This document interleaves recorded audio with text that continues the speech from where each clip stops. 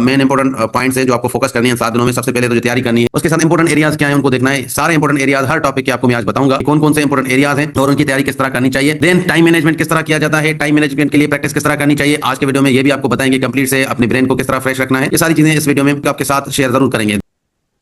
बिस्मिल्लाहिर्रहमानिर्रहीम, अस्सलाम वालेकुम। क्या हाल है दोस्तों, उम्मीद करता हूँ खैर आफियत से होंगे जी। 5 से 15 ग्रेड इंटरमीडिएट कैटेगरी की टेस्ट अनाउंस हो चुकी हैं। तो अब अक्सर सवाल यही पूछा जा रहा है आप लोगों से, तैयारी नहीं की अभी तक, टेस्ट कैसे देंगे। या तो आज हम आपको बताएंगे कि अगर आपकी तैयारी नहीं है जी, जो 7 डेज रह चुके हैं, स्मार्ट टिप्स क्या है या स्मार्ट डेज स्ट्रेटेजी क्या है कि आप 7 दिनों में बेहतर वे से अच्छी तैयारी कर सके। अगर आपने हमारा channel smart study with Danish Ali को सब्सक्राइब नहीं किया, हमारे चैनल को जरूर सब्सक्राइब करें और अपने फ्रेंड्स तक भी शेयर करें। दोस्तों, वीडियो स्टार्ट करने से पहले एक खुशखबरी आप लोगों के लिए कि ये 7 दिनों के लिए हमने क्रैश क्लासेस स्टार्ट कर दिए हैं। और आपको पता है, अगर आप हमें फॉलो करते हैं तो मैट्रिकुलेशन कैटेगरी में भी 7 दिन के क्लासेस रखे थे और जो भी हमने पढ़ाया था, आपकी कमेंट्स अगर आप देख सकते हैं या फिर हमारे ग्रुप को चेक कर सकते हैं, तो जितने भी टेस्ट आए थे मैट्रिकुलेशन कैटेगरी के, मोस्टली वही चीजें आई थी जो हमने आपको बताई थी और जो हम गेस करके आपको बताते थे नेक्स्ट डे पे वही चीजें आती थी। तो इंशाल्लाह इस बार भी इंटरमीडिएट कैटेगरी की आपकी प्रिपरेशन करवा रहे हैं। तो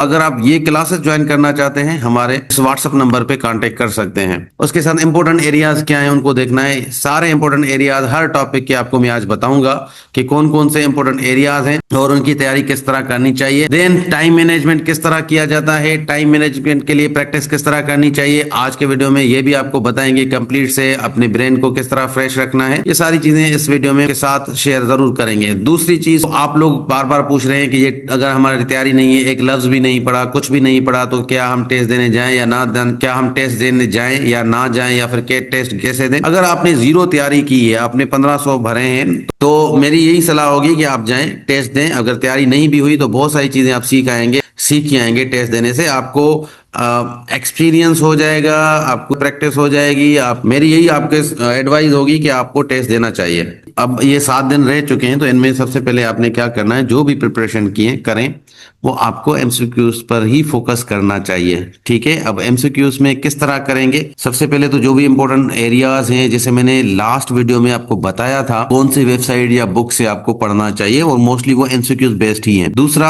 आपने पास्ट पेपर्स देखने हैं। ये पास्ट पेपर मैं अपने व्हाट्सएप ग्रुप में शेयर कर दूंगा इंटरमीडिएट कैटेगरी के, वो आपने देखने हैं। वहां से आपको पता लग जाएगा कौन कौन सी चीजें आती हैं टेस्ट में। रिपीटेड एमसीक्यूज ये आपको ढूंढने पड़ेंगे। हमने जो भी क्लासेस करवाए हैं उन क्लासेस में रिपीटेड एमसीक्यूज हर टॉपिक के या हर पोर्शन के वहां पे प्रोवाइड किए हैं, उनको पढ़ाते हैं, समझाते हैं। दूसरा, वन लाइनर, जैसे मैं वन लाइनर नोट्स आपको भेजता हूं ग्रुप्स में, जो पेड ग्रुप्स हैं नोट्स उनके लिए मैं बनाता हूं, जो फ्री वाले ग्रुप हैं उनको मैं एमसीक्यूज की शक्ल में टेस्ट लेता हूं। तो आपको अगर तैयारी करनी है तो one liner, repeated MCQs plus sample paper, ये सैंपल पेपर पूरा डिस्कस किया है मैंने अपने वीडियो में, तो इस वीडियो को भी देख सकते हैं। इसमें मैंने पूरा जो इंटरमीडिएट कैटेगरी का अभी 2026 का सैंपल पेपर आया है उसको मैंने डिस्कस किया है, तो कंप्लीट पेपर वहां पे देख सकते हैं। अगर आपकी तैयारी नहीं है, अच्छा इसको लेना चाहते हैं, तो आपने क्या करना है, एमसीक्यूज पे फोकस करना है, अपने एमसीक्यूज बेस्ड पढ़ना है, वन लाइनर पढ़ना है, पास्ट पेपर्स को और रिपीटेड एमसीक्यूज को देखना है। दूसरा है इंपोर्टेंट टॉपिक्स या इंपोर्टेंट एरियाज। तो देखिए, आपको पता है कि इंटरमीडिएट कैटेगरी में 3 पोर्शन होते हैं। एक तो इंग्लिश का होता है, इंग्लिश के बारे में मैंने ये वीडियो बनाया था, पूरे सेक्शन को डिस्कस किया था। अगर आप चाहें तो उस वीडियो को देख सकते हैं। अब इन शॉर्ट में आपको बताऊं कि यहाँ पे वोकेबुलरी होती है। वोकेबुलरी के 3 सेक्शंस होते हैं, synonym, antonym and spell correction. तो इनके लिए आपको मैं एडवाइस दूंगा कि सिंध टेक्स्ट बुक बोर्ड का जो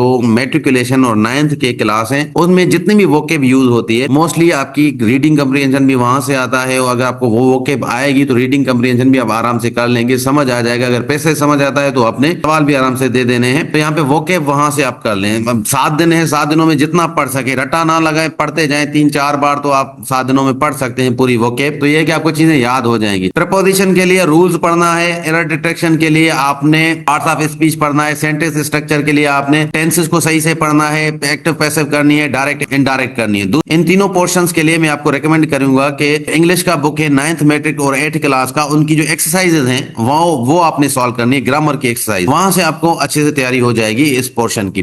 रीडिंग कॉम्प्रिहेंशन अगेन मैंने कहा इसकी प्रैक्टिस है, 1-2 प्रैक्टिस करें। मेरे वीडियोस पड़े हैं रीडिंग कॉम्प्रिहेंशन के लिए, वो भी आप देख सकते हैं। अगर आप क्लासेस ज्वाइन करते हैं तो उसमें तो मैं ऑब्वियस बात है कि आपकी प्रैक्टिस भी करवाऊंगा, आपको लेक्चर भी दूंगा इस पे। नेक्स्ट है जीके। जीके में क्या पढ़ना है अपने? ज्योग्राफी, वर्ल्ड ज्योग्राफी पढ़ना है, पाकिस्तान की जनरल नॉलेज पढ़ना है कि पाकिस्तान का नेशनल ट्री कौन सा है, इसी तरह पाकिस्तान की लार्जेस्ट रिवर कौन सी है, लार्जेस्ट माउंटेन कौन सा है, डिफरेंट फेमस प्लेसेस है वो कहाँ पे है। इसी तरह सिंध की जीके पढ़नी है और टालेस्ट, लार्जेस्ट, स्मॉलेस्ट, लॉन्गेस्ट, ये आपने वर्ल्ड वाइज देखना है। जीके यहाँ से आता है। जीके के लिए मैंने आपको रिकमेंड किया है, अभी भी बता रहा हूँ कि कारवान का कॉम्प्रिहेंसिव जनरल नॉलेज का बुक है, उसका पहला पोर्शन जो पहले 400 एमसीक्यूज है, कम से कम वो आपने पढ़ने हैं क्योंकि वहां से मोस्टली चीजें आ जाती हैं। करंट अफेयर है, करंट अफेयर में आप पाक एमसीक्यूज की वेबसाइट पे जाना है, उसके पहले पेज जो इंटरनेशनल करंट अफेयर में जाना है, वहां पे पहले 50 पेजेस अगर आप पढ़ लेते हैं तो 2 साल की या 1.5 साल की जितने भी इंपोर्टेंट न्यूज है वो कवर हो जाती है एमसीक्यूज की शक्ल में। ये पाक एमसीक्यूज वेबसाइट है, इसको आप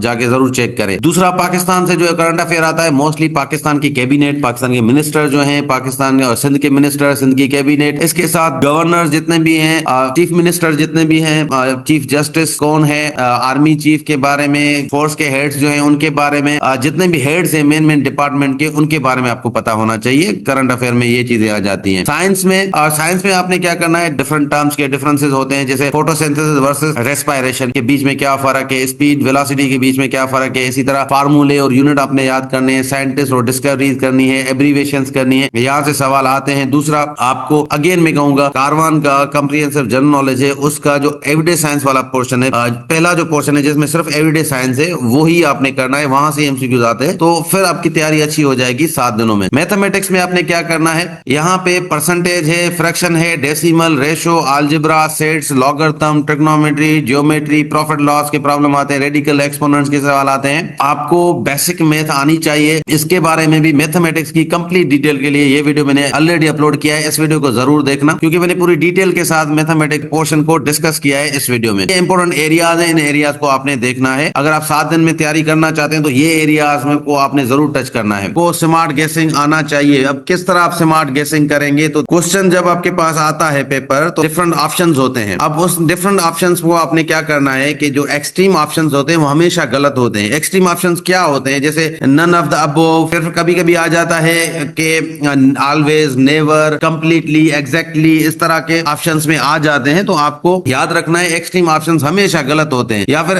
इस तरह भी सवाल आता है कि 100% या 0% का क्लेम अगर कोई ऑप्शन करता है तो वो रॉन्ग होता है। हमेशा हमेशा जो है वो एक्सट्रीम चीजें गलत ही होती हैं, रॉन्ग होती है।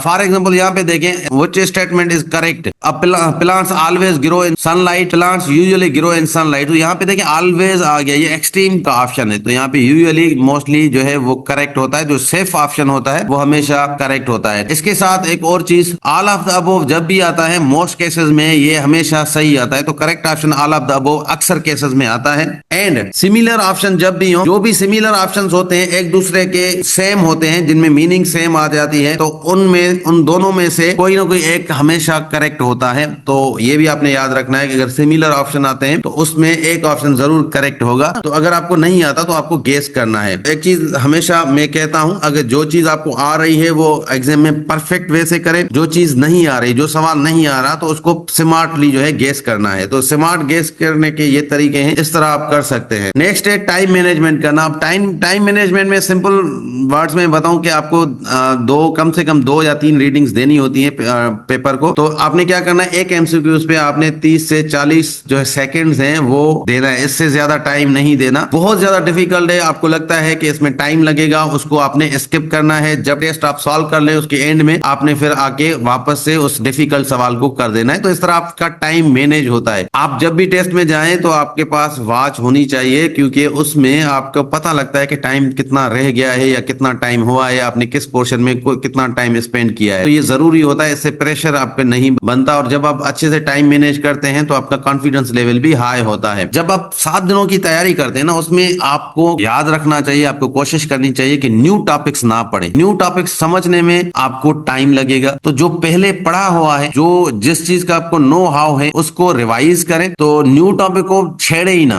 उससे क्या होगा, आप कंफ्यूज हो जाएंगे। तो जो पढ़ा हुआ है उसको रिवाइज करें कि आपके पास टाइम बहुत कम है। खुद को फ्रेश रखना है, कंफ्यूज नहीं होना कि बहुत सारे लोग देखकर या टाइम थोड़ा ज्यादा हो गया है तो उस वजह से आपको परेशानी हो। तो बिल्कुल एकदम से आपको फोकस होना चाहिए कि आपने टेस्ट देना है और अच्छे से देना है। तो आपको खुद के माइंड को हमेशा फ्रेश रख के जाना है। आई होप कि मेरी ये बातें आपको काम आएंगी टेस्ट की प्रिपरेशन में। ये 7 दिन रह गए हैं, इसमें आपने अच्छे से तैयारी करनी है। हमने एक फ्री में मॉक टेस्ट ग्रुप भी स्टार्ट किया है। फ्री में आपके मॉक टेस्ट हम लेंगे। उस ग्रुप को अगर आप ज्वाइन करना चाहते हैं तो उसका लिंक नीचे डिस्क्रिप्शन में दे दूंगा। डेली बेसिस पे हम उसका टेस्ट लेते हैं, वो फ्री में है और यूट्यूब पे हम सॉल्व भी करेंगे। कोई भी सवाल पूछना हो नीचे कमेंट में पूछ सकते हैं। मिलते हैं नेक्स्ट वीडियो में, तब तक अल्लाह हाफिज।